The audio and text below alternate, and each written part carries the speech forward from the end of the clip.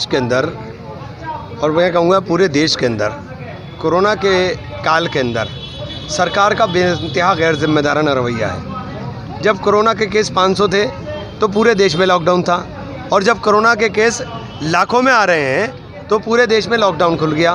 तो उस लॉकडाउन के मायने क्या हैं? और स्कूल बंद पड़े हुए हैं, कॉलेज बंद पड़े हुए हैं, और फीस का दबाव, जबकि प्रधानमंत्री और मुख्यमंत्री बार बार कह रहे हैं कि फ़ीस नहीं ली जाएगी।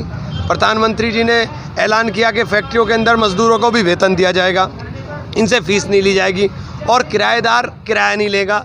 लेकिन सारी बातें वही साबित हुई, जो जुमला वो पहले बोलते थे वही जुमले, इसके अलावा कुछ नहीं है।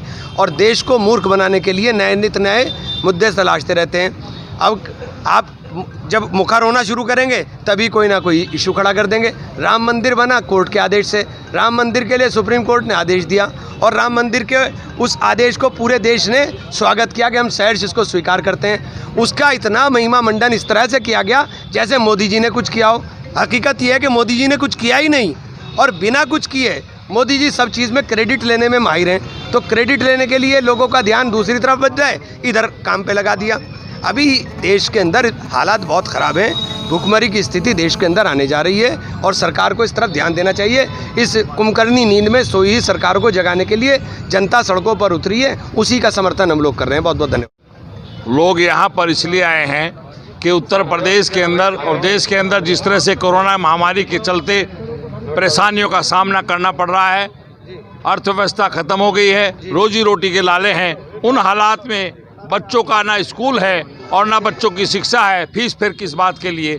इस बात की मांग को मुखर करने के लिए हमारी अभिभावक संघर्ष समिति ने जो बीड़ा उठाया है, कांग्रेस पार्टी का समर्थन पूर्ण रूप से सभी लोगों का उसके साथ है, और बहुत जल्द इसका समाधान हम निकालने का प्रयास करेंगे, इसका हमें पूरा यकीन है। अभिभावक सर्वदलीय संगठन की जो धरना प्रदर्शन लगातार 1 महीने से चल रहा है, उसको समर्थन देने के लिए हम सब लोग यहाँ आए, और जो इनकी मांग है वो जायज़ है। स्कूल में खुल नहीं रहे और बच्चों की फीस का दबाव अभिभावकों पर आ रहा है। साथियों, आज की तारीख में जितने भी अभिभावक हैं उनके सबके रोज़गार बंद हैं, काम बंद है, और फीस तो कहाँ, पहले तो खाने के लिए अन्न की ज़रूरत पड़े, रोटी की ज़रूरत पड़े, उसके बाद फीस की बात होगी। और जब काम नहीं है तो दाम कैसा लेना चाह रहे हैं, मेरी समझ में ये नहीं आ रहा। मुख्यमंत्री जी बार बार इस बात को कह रहे हैं, और पूरे प्रदेश में मुहिम चली हुई है, हर जगह ज़िले में कहीं ना कहीं अभिभावक संघ बैठे हैं, कहीं इस पर गौर नहीं किया जा रहा। और मैं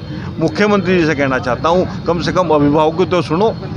अभिभावक जो आज परेशान है और बेरोजगार के ऊपर चर्चा करें, लेकिन 3 दिन सदन चला, एक भी मुद्दे पे मुख्यमंत्री जी ने कोई चर्चा नहीं की।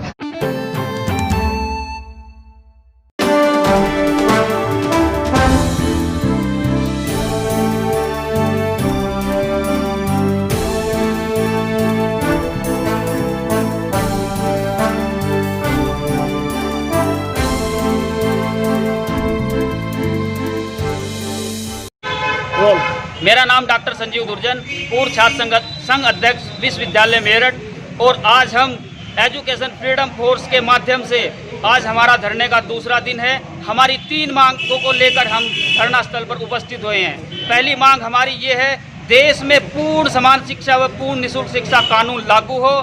और दूसरी मांग हमारी ये है कि जिन बच्चों की अभी तक छात्रवृत्ति इस सत्र की नहीं आई, सरकार उन बच्चों की छात्रवृत्ति और शुल्क प्रतिपूर्ति दे।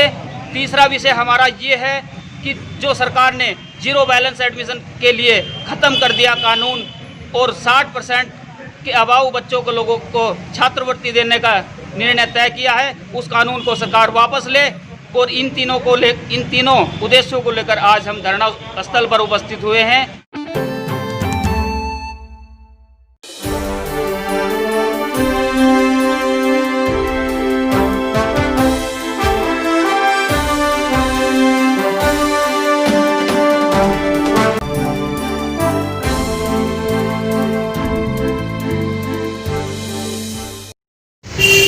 क्या नाम है आपका? मेरा नाम गौरव शर्मा है।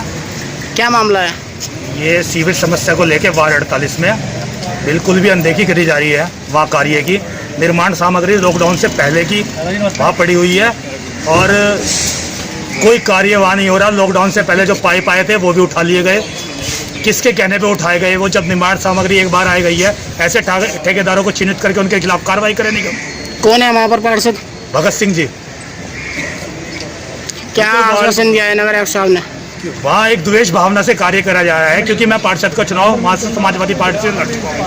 उस वार्ड की अनदेखा जब जनप्रतिनिधि वहाँ से जीत चुका है तो बिना भेदभाव के काम करे।